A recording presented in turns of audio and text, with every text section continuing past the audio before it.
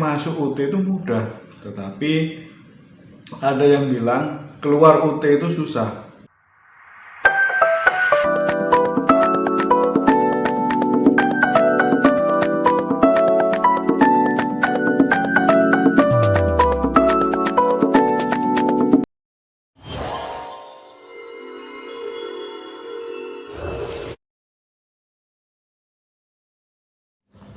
Halo, selamat siang. Sampai jumpa lagi teman-teman sahabat pejuang UT dimanapun teman-teman berada. Teman-teman, saat ini saya akan menjabarkan lanjutan dari video sebelumnya mengenai TMK. Jadi tugas mata kuliah ini adalah di luar lain dari tutorial online ataupun TTM, pertemuan tatap muka. Jadi seperti video yang sebelumnya saya sampaikan bahwa TMK ini dikerjakan tersendiri di laman tmk.ut.ac.id. Jadi teman-teman bagi yang tidak mengikuti tuton TTM atau bahkan terlewat ikut tuton, pastinya mengikuti TMK ini. Jadi seperti apa sih TMK itu? Baik, begini teman-teman. TMK, tugas mata kuliah itu diadakan selama 3 sesi. Jadi sesi pertama selama seminggu, sesi kedua juga seminggu, dan juga sesi ketiga itu seminggu. Pelaksanaannya,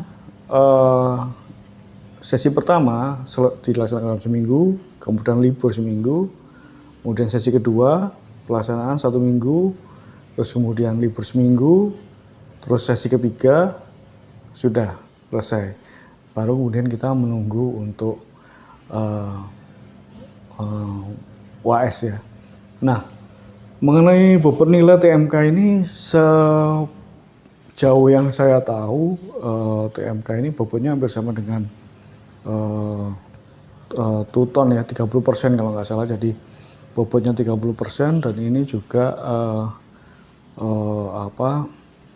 ada 30% dari nilai akhir. Jadi kalau misalnya nanti bobot nilai secara keseluruhan adalah 100%, maka TMK ini menyumbang 30%. 70%-nya adalah nilai UAS, dan UAS saat ini sampai saat ini masih diselenggarakan dengan THE atau take home exam. Oke. Jadi pada kesempatan kali ini saya akan memberikan gambaran mengenai soal-soal yang ada di TMK. Jadi saya mengambil contoh misalnya adalah dalam semester ini saya sangat ambisius.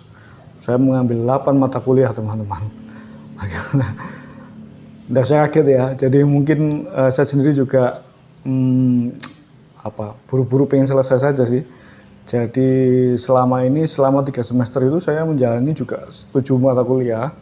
Nah di semester keempat saya tidak sengaja memasukkan double, jadi kedapatan 8 mata kuliah.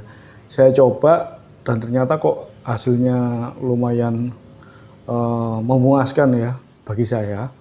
Jadi ternyata saya bisa 8 mata kuliah di tengah-tengah kesibukan pekerjaan. Dan akhirnya saya semester ini juga mencoba 8 mata kuliah.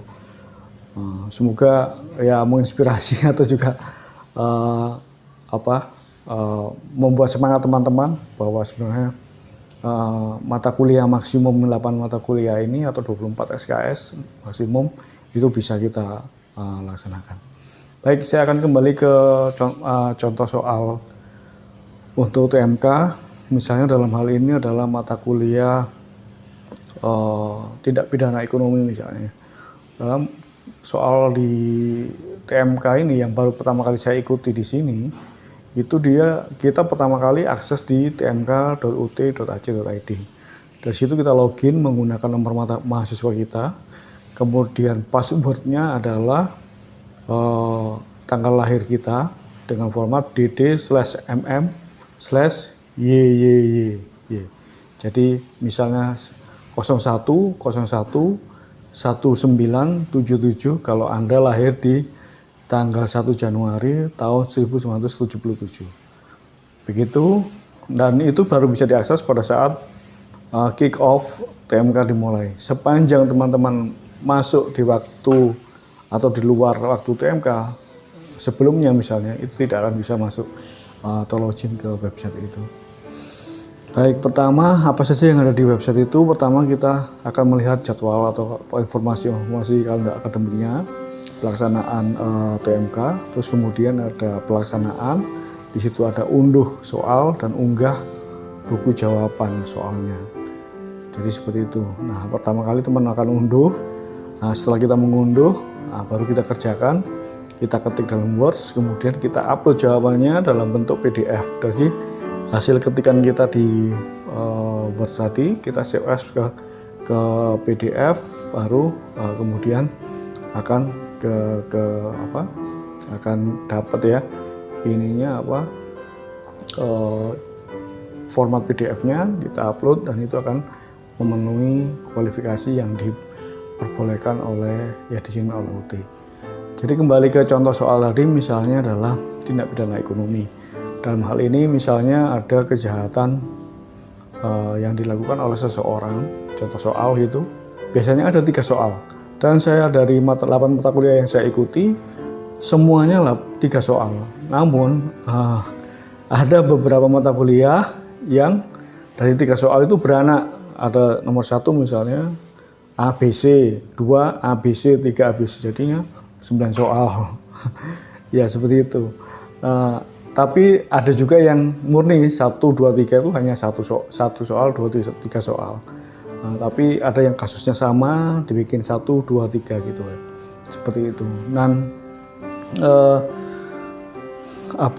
untuk soalnya itu misalnya tadi contohnya tindak pidana ekonomi, misalnya adalah tindak pidana misalnya taruhlah ada si A melakukan kejahatan pencucian uang misalnya, kemudian itu berasal dari kejahatan korupsi misalnya, dan di sini diminta untuk menganalisa dasar hukumnya apa saja, terus kemudian dari dasar hukum itu diminta untuk menganalisa sesuai dengan dasar hukum yang ada, misalnya terkait tindak pidana pencucian uang itu undang-undangnya nomor berapa, terus kemudian tindak pidana korupsi undang-undangnya nomor berapa, terus kemudian analisis saudara berdasarkan kasus itu ininya seperti apa gitu.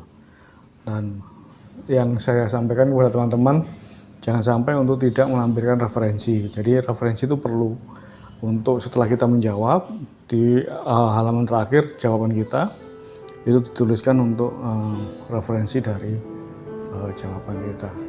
Begitu. Jadi secara umum seperti itu teman-teman, polanya seperti itu, pola soalnya.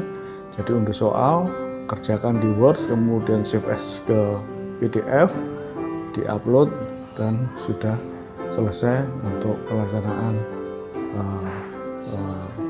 TMK. Jadi seperti itu yang bisa saya sampaikan pada kesempatan kali ini, dan semoga apabila ada pertanyaan teman-teman silakan ketik di kolom komentar, kita sama-sama diskusi. Bagi teman-teman yang lain yang punya istilahnya pengalaman yang lebih banyak daripada saya atau yang ingin disampaikan lebih banyak daripada saya, mungkin silakan bisa share di kolom komentar. Kita saling melengkapi jawaban-jawaban. Baik teman-teman, sampai di sini tetap semangat.